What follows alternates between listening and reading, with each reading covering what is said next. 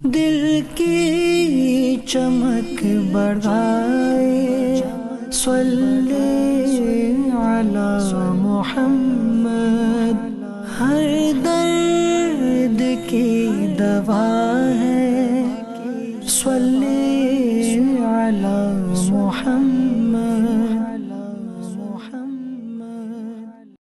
الحمدللہ رب العالمین والصلاة والسلام علی سید المرسلین، اما بعد فاعوذ باللہ من الشیطان الرجیم، بسم اللہ الرحمن الرحیم۔ الصلاة والسلام علیک یا رسول اللہ وعلی آلک واصحابک یا حبیب اللہ، الصلاة والسلام علیک یا نبی اللہ وعلی آلک واصحابک یا نور اللہ۔ میٹھے بیٹے اسلامی بھائیوں اور مدنی چینل کے ناظرین، مدنی چینل کا سلسلہ ہے ہر درد کی دوا ہے صلی علی محمد صلی اللہ علیہ وسلم۔ انشاءاللہ اس سلسلے میں ہم بہت خوبصورت بڑی پیاری باتیں سنتے ہیں، بزرگان دین کے اقوال سنتے ہیں، نبی پاک کی احادیث سنتے ہیں، درود پاک کے فضائل پر مشتمل واقعات سنتے ہیں، اور فکر اور کوشش یہ ہوتی ہے کہ درود پاک کے شوق کو ذوق کو بڑھایا جائے۔ واقعی ہر درد کی دوا ہے صلی علی محمد۔ آج ہم کچھ بزرگان دین کے اقوال بھی سنیں گے اور ایک نہایت ہی ایمان افروز واقعہ بھی سنیں گے۔ ایک بزرگ فرماتے ہیں کہ میرا ایک دوست تھا جو میرے ساتھ حدیث سیکھتا تھا، وہ فوت ہو گیا۔ میں نے خواب میں دیکھا کہ اس نے گہرا سبز لباس پہنا ہوا ہے، وہ گھوم پھر رہا تھا۔ میں نے اس سے پوچھا کیا تو وہی نہیں جو میرے ساتھ حدیث لکھتا تھا؟ اس نے کہا ہاں میں وہی ہوں، اور میرا عمل یہ تھا کہ جو حدیث بھی گزرتی جس پہ نبی پاک علیہ الصلوۃ والسلام کا ذکر ہوتا، میں اس کے نیچے صلی اللہ علیہ وآلہ وسلم لکھتا تھا۔ اس کا بدلہ مجھے یہ ملا ہے جو تم دیکھ رہے ہو۔ سبحان اللہ سبحان اللہ۔ میٹھے میٹھے اسلامی بھائیو، آج ہم کچھ بزرگان دین کے وہ واقعات سن رہے ہیں جنہوں نے درود پاک لکھنے میں کیا کیا برکتیں پائی۔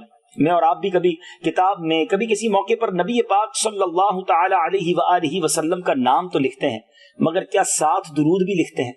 بعض اوقات شارٹ کٹ لوگ لگاتے ہیں، صاد لکھ دیتے ہیں، سلام لکھ دیتے ہیں۔ یہ ناجائز ہے، حرام ہے، یہ کنجوسی کرنے کی جگہ نہیں ہے۔ نبی پاک پر درود لکھ دیجئے جب تک لکھا ہوا رہے گا، جی ہاں، جب تک آپ کو ثواب ملتا رہے گا، جب تک نیکیاں ملتی رہیں گی۔ ایک اور خوبصورت واقعہ سنیے گا، القول البدیع میں یہ واقعہ موجود ہے۔ حضرت سفیان بن عیینہ رحمۃ اللہ تعالی فرماتے ہیں کہ میرا ایک بھائی چارے کا بھائی تھا، وہ فوت ہو گیا۔ میں نے اسے خواب میں دیکھ کر اس سے پوچھا کہ اللہ عز و جل نے تیرے ساتھ کیا معاملہ فرمایا ہے؟ اس نے کہا اللہ عز و جل نے مجھے معاف کر دیا ہے۔ میں نے پوچھا کیوں؟ اس نے کہا میں حدیث لکھا کرتا تھا، جب نبی کریم علیہ الصلوۃ والسلام کا ذکر آتا تو میں صلی اللہ تعالی علیہ وآلہ وسلم لکھتا، اور میرا اس سے ثواب کا ارادہ ہوتا تھا، بس اللہ عز و جل نے مجھے اسی کے سبب بخش دیا۔ سبحان اللہ۔ پیچھے اسلامی بھائیوں، درود پاک لکھنے میں اچھی نیتیں شامل ہوں، اللہ کی رحمت سے یہ مغفرت کا سبب بن سکتا ہے۔ ایک اور بڑا خوبصورت واقعہ القول البدیع میں ہی ہے۔ ابو الحسن میمونی رحمۃ اللہ تعالی فرماتے ہیں میں نے حسن بن عیینہ کو ان کے فوت ہونے کے بعد خواب میں دیکھا، مجھے یوں لگا کہ جیسے ان کی انگلیوں میں سونے یا زعفران کے ساتھ کوئی چیز لکھی ہوئی ہے۔ تو میں نے عرض کی یا استاذ، آپ کی انگلیوں میں کوئی دلکش چیز دیکھ رہا ہوں، یہ کیا ہے؟ انہوں نے فرمایا میرے بیٹے، یہ حدیث رسول لکھنے کا ثمرہ اور نتیجہ ہے۔ محدثین کی کیا بات ہے، نبی پاک کے چرچے بلند کرنے والوں کی کیا شان ہے۔ اور آج ہم خاص طور پہ ان لوگوں کے واقعات سن رہے ہیں جو حدیث لکھا کرتے تھے، نقل کیا کرتے تھے، اور سرور کائنات علیہ الصلوۃ والسلام پر خاص درود پاک لکھا کرتے تھے۔ سبحان اللہ۔ اب ایک اور ایمان افروز بات سنیے گا۔ شیخ علی بن عبد الکریم دمشقی رحمۃ اللہ تعالی فرماتے ہیں کہ میں نے محمد بن امام ذکی الدین منذری رحمۃ اللہ تعالی کو ان کے مرنے کے بعد خواب میں دیکھا۔ انہوں نے فرمایا ہم جنت میں داخل ہوئے اور ہم نے نبی پاک علیہ الصلوۃ والسلام کے ہاتھوں کو بوسہ دیا۔ آپ علیہ الصلوۃ والسلام نے ارشاد فرمایا تمہیں خوشخبری ہو کہ جس نے اپنے ہاتھ کے ساتھ قال رسول اللہ صلی اللہ تعالی علیہ وآلہ وسلم لکھا، وہ جنت میں میرے ساتھ ہوگا۔ اللہ اکبر اللہ اکبر۔ کیا شان ہے میرے آقا علیہ الصلوۃ والسلام کی۔ درود پڑھیں تو رحمتوں کا نزول ہوتا ہے، درود پڑھیں تو بیماریاں دور ہوتی ہیں، درود پڑھیں تو روزی میں برکت ہوتی ہے، درود پڑھیں تو مصیبتیں ٹل جاتی ہیں، قرضے اتر جاتے ہیں، بیماریاں دور ہو جاتی ہیں، اور درود لکھیں تو بھی رحمتوں کا نزول ہوتا ہے۔ سبحان اللہ۔ دنیا میں بھی کام آنے والا، آخرت میں بھی کام آنے والا وظیفہ یہ درود پاک ہے۔ مگر جو لوگ نبی پاک علیہ الصلوۃ والسلام کا نام نامی اسم گرامی لکھتے ہیں اور درود نہیں لکھتے، سستی کی وجہ سے یا کنجوسی کی وجہ سے، جگہ بچانے کی وجہ سے، اب ذرا غور سے سنیے گا۔ حضرت ابو مظفر بن ابراہیم نصفی رحمۃ اللہ تعالی کا بیان ہے کہ میں نے نبی اکرم علیہ الصلوۃ والسلام کی خواب میں زیارت کی، یوں محسوس ہوا کہ گویا نبی پاک علیہ الصلوۃ والسلام اپنے دستے مبارک مجھ سے کھینچ رہے ہیں۔ میں نے اپنا ہاتھ پیارے آقا علیہ الصلوۃ والسلام کے ہاتھ کی طرف دراز کیا، آقا علیہ الصلوۃ والسلام کا دست اقدس پکڑ کر چوم لیا۔ میں نے اس کی حضور میں خادم حدیث ہوں، میں اہل سنت سے ہوں، آپ کا غلام ہوں۔ پیارے آقا علیہ الصلوۃ والسلام نے تبسم فرمایا اور فرمایا جب درود بھیجتے ہو تو سلام کیوں نہیں بھیجتے؟ اس کے بعد میرا یہ معمول بن گیا کہ جب صلی اللہ علیہ لکھتا تو ساتھ وسلم بھی لکھتا۔ تو اے میرے میٹھے اسلامی بھائیوں، صلی اللہ تعالی علیہ وآلہ وسلم یہ اپنا وظیفہ بنا لیجئے، پڑھنے میں بھی لکھنے میں بھی۔ سبحان اللہ۔ ایک اور خوبصورت اور بڑی پیاری روایت ہے، حضرت جعفر بن عبداللہ رحمۃ اللہ تعالی فرماتے کہ میں نے مشہور محدث ابو زرعہ رحمۃ اللہ تعالی کو خواب میں دیکھا کہ وہ آسمان میں فرشتوں کے ساتھ نماز پڑھ رہے ہیں۔ میں نے پوچھا کہ آپ کو یہ مرتبہ کیسے ملا؟ فرمایا میں نے اپنے ہاتھ سے 1,00,000 حدیثیں لکھی ہیں، جب بھی نبی پاک علیہ الصلوۃ والسلام کا ذکر کرتا تو درود شریف لکھتا تھا، اور میرے آقا علیہ الصلوۃ والسلام کا ارشاد ہے جس نے ایک مرتبہ مجھ پر درود بھیجا اللہ عز و جل اس پر 10 مرتبہ رحمت نازل فرماتا ہے۔ سبحان اللہ۔ فرشتوں کے ساتھ نماز ادا کرنے کا شرف محدثین کو، حدیث لکھنے والوں، درود پاک لکھنے والوں کو ملتا ہے، اور جو درود لکھنے میں کنجوسی کرتے ہیں میرے میٹھے اسلامی بھائیوں یہ بربادی کا سبب بن سکتا ہے۔ میٹھے میٹھے اسلامی بھائیوں، اسی طرح جن لوگوں نے درود لکھنے میں کنجوسی کی، درود لکھنے میں سستی کی، معاذ اللہ بعض اوقات انہیں سزائیں بھی ملی، ان پر وعیدیں بھی آئیں۔ ابو زکریا یحییٰ بن مالک رحمۃ اللہ تعالی فرماتے ہیں کہ بصرہ کے ہمارے دوست نے ہمیں بتایا کہ ہمارا ایک دوست حدیث لکھتا تھا اور پیارے آقا علیہ الصلوۃ والسلام کے ذکر کے وقت درود نہیں لکھتا تھا، یہ وہ کاغذ کی کنجوسی کی وجہ سے کرتا تھا۔ راوی فرماتے کہ میں اس کو ملا تو دیکھا کہ اس کے دائیں ہاتھ میں پھوڑا نکلا ہوا ہے، وہ ہاتھ بیکار ہے، وہ زبان بیکار ہے جو نبی پاک پر درود لکھنے میں سستی کرے۔ شاعر لکھتے ہیں نا، خدا کا ذکر کرے ذکر مصطفیٰ نہ کرے، ہمارے منہ میں ہو ایسی زباں خدا نہ کرے۔ اب آئیے کروڑوں شافعیوں کے پیشوا امام شافعی رحمۃ اللہ تعالی کا واقعہ سنیے۔ سبحان اللہ۔ سعادت الدارین نامی کتاب میں یہ واقعہ موجود ہے۔ عبداللہ بن عبد الحکم رحمۃ اللہ تعالی کہتے ہیں کہ میں نے امام شافعی کو خواب میں دیکھا، میں نے ان سے پوچھا کہ ان کے انتقال کے بعد خواب میں دیکھا کہ اللہ عز و جل نے آپ کے ساتھ کیا معاملہ کیا؟ فرمایا مجھ پر رحم فرمایا، مجھے بخش دیا، اور جنت میں میری ایسی آؤ بھگت کی جیسی دلہن کی آمد پر کی جاتی ہے، مجھ پر ایسی رحمتیں نچھاور کی گئی جیسی دلہن پر طرح طرح کی رحمتیں نچھاور کی جاتی ہیں۔ میں نے عرض کی کہ آپ اس مقام پر کس سبب سے پہنچے؟ تو ایک کہنے والے نے کہا کہ اس درود کے صدقے یہ مقام ملا جو انہوں نے اپنی کتاب الرسالۃ من الصلاۃ علی محمد صلی اللہ تعالی علیہ وسلم میں لکھا ہے۔ میں نے کہا وہ کیسے؟ کہا انہوں نے یوں کہا ہے، صلی اللہ علی محمد عدد ما ذکرہ الذاکرون وعدد ما غفل عن ذکرہ الغافلون۔ کمال کا درود پاک ہے، اسکرین پر آپ دیکھ رہے ہوں گے، میں دوبارہ پڑھ دیتا ہوں۔ صلی اللہ علی محمد عدد ما ذکرہ الذاکرون وعدد ما غفل عن ذکرہ الغافلون۔ اس کا ترجمہ کیا ہے؟ اللہ عز و جل محمد صلی اللہ تعالی علیہ وسلم پر اتنی مرتبہ رحمت نازل فرمائے، اتنی مرتبہ ذکر کرنے والے اس کا ذکر کریں، اور اتنی مرتبہ جتنی مرتبہ اس کے ذکر سے غفلت برتیں۔